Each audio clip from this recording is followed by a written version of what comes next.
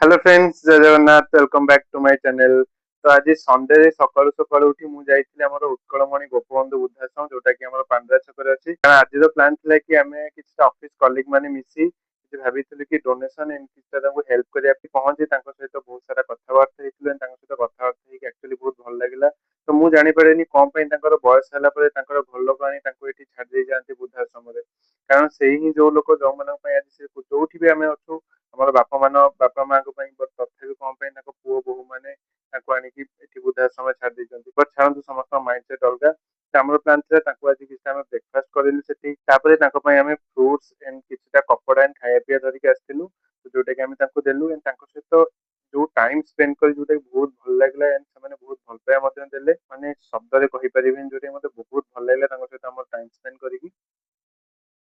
ଆମର ଅର୍ଗାନାଇଜେସନ୍ ସେମିତି କିଛି ନାହିଁ। ଆମେ ଗୋଟେ କମ୍ପାନୀରୁ ବିଲଙ୍ଗ କରୁଛୁ, କମ୍ପାନୀର ଏମ୍ପ୍ଲୟି। ତ ଆମର ଇଚ୍ଛା କି ଯେଉଁମାନେ ଏଇସବୁ ଅସହାୟ ଅବସ୍ଥାରେ ଅଛନ୍ତି, କି ଯେଉଁମାନେ ଓଲ୍ଡ ଏଜ୍ ହୋମ୍ରେ ଅଛନ୍ତି, କି ବ୍ଲାଇଣ୍ଡ ସ୍କୁଲରେ ଅଛନ୍ତି, ସମାଜ ପାଇଁ ଆମେ କିଛି କରିପାରିବୁ।